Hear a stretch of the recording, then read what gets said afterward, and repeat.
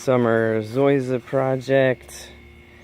This little area I started a couple of months ago with some 1-inch plugs, and I come out here just about every day and remove these little crabgrass sprouts, because I've learned from past attempts that yes, Zoysia will eventually take everything over, but if you don't remove the crabgrass, the Johnson grass from in between them, it's gonna be a long road. I'll show you another patch that I started a couple of months ago where the plugs have just disappeared. This whole area right here was plugged just like over there, but I didn't remove the crabgrass. I thought the Zoysia would fend it off, and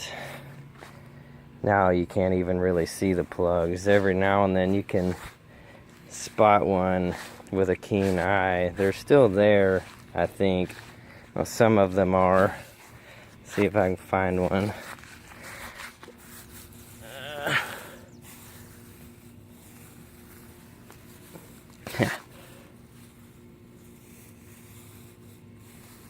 Yeah. There's one. I think there's a Zoysia plug mixed in that clump right there, but you know, you see what I'm saying, they're just swallowed up. So I would recommend just keeping the whole area policed up, keep everything out of it. There's another clump that I started a week or two ago. These are all Zoysias, and I'm trying to keep the crabgrass out of here. And it can be hard to tell the difference. Zoysia tends to go up, and this crabgrass kind of goes up and then flops down. For one thing, they have a wider leaf. Also, it takes a little bit of practice to differentiate, but if you can get the crabgrass out, you can see by over there the first patch I showed you. If you can get that crabgrass out, there's nothing to hold the Zoysia back, and it will spread so much faster. And I can show you a couple of, there's another one I did a couple of weeks ago. It needs to be cleaned up, and there's some that I did last year. This one was done last year. This looks pretty good how it is. This didn't start as a plug though. This started as kind of a sheet about the size of my palm, and it's holding on, but I think if I could police up some of this crabgrass, give it some room to breathe. The strip out in front of the yard. There's a plug from this year, and this one started out as a palm-sized sheet, and it's gone. It's going out into the road. There's Zoysia all the way over here, and yeah, I work on this like every other day, just getting all the Johnson grass and crabgrass out.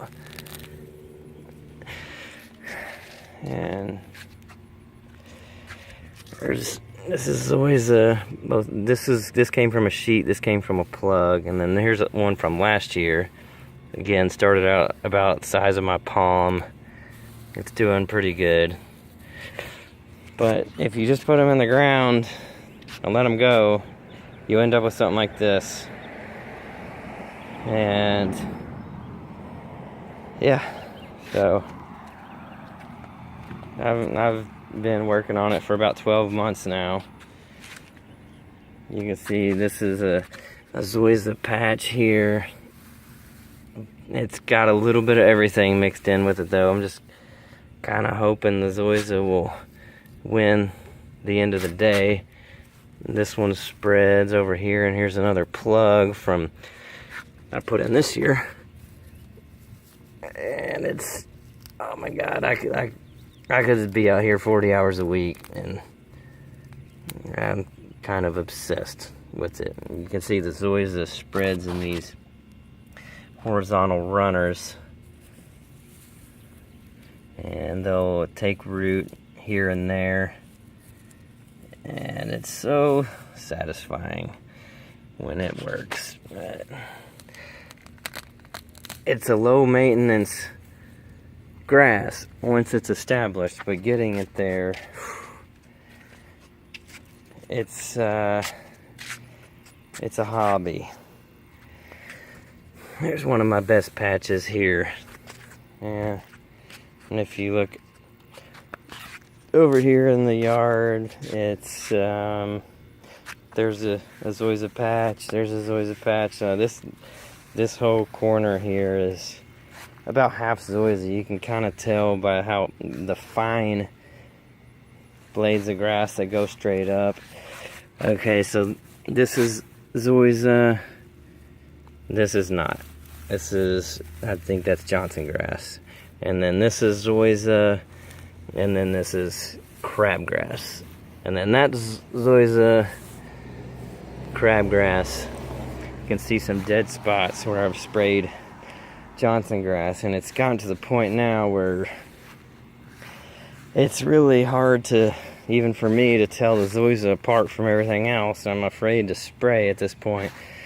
So what I'm going to do is wait until winter, fall or winter, or maybe spring, I don't know. The Zoysia will turn brown, and it will be very easy to spot then. So I can just kind of spot spray all the garbage that I don't want, and then order some more plugs in the spring. Best time to start plugging is sometime after the last frost. They say your soil temp needs to be above 70, and you do need to water them daily if you can for the first 6 weeks. So I've just got a little bit of everything in this front yard here. Some of them were planted this year, some of them were planted last year. There's one of my pretty babies, and there's the riffraff, the crabgrass, and you can see where I've kind of worked it away. Yeah, that's Johnson grass.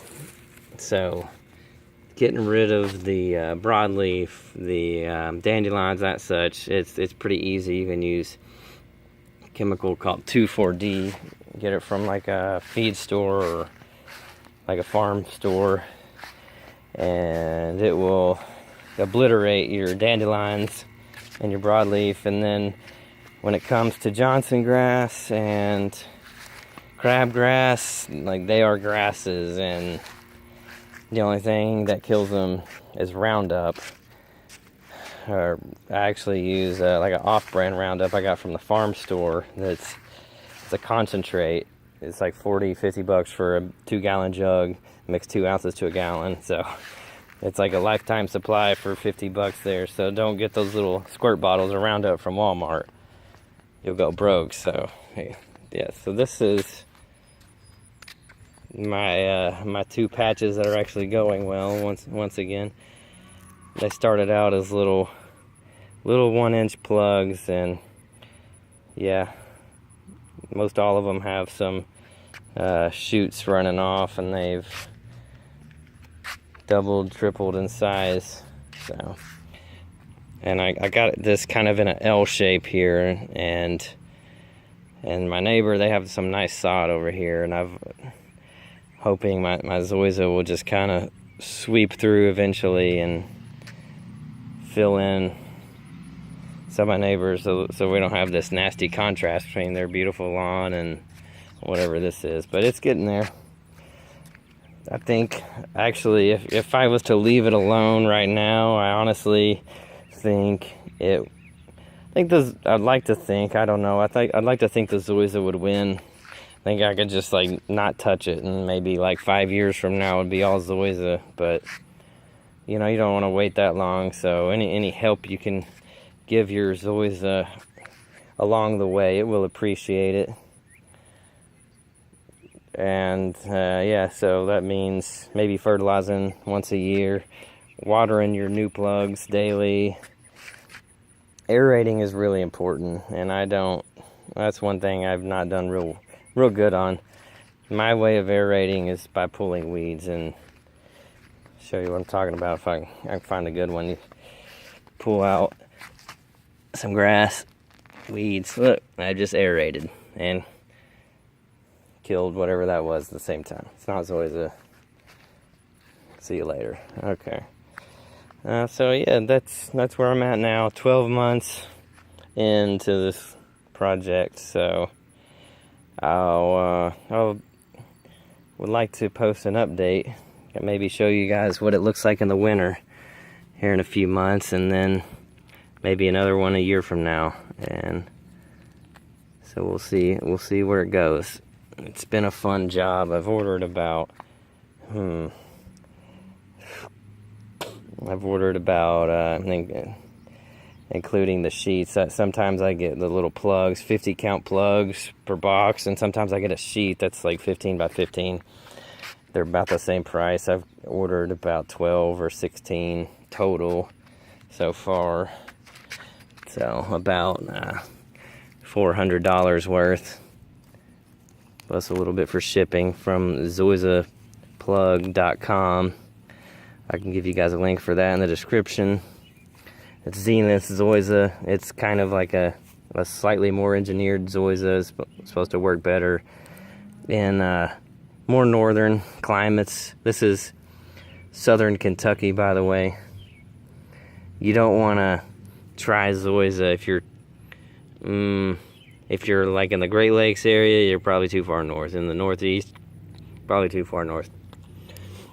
This Zoysia is farmed in, I think, Maryland, which is pretty far north, but it's coastal, so I guess it doesn't get as cold as some of the neighboring states probably do. So, yep, that's where we are right now, middle of June 2018. So, thanks for watching. I'll keep in touch. Out.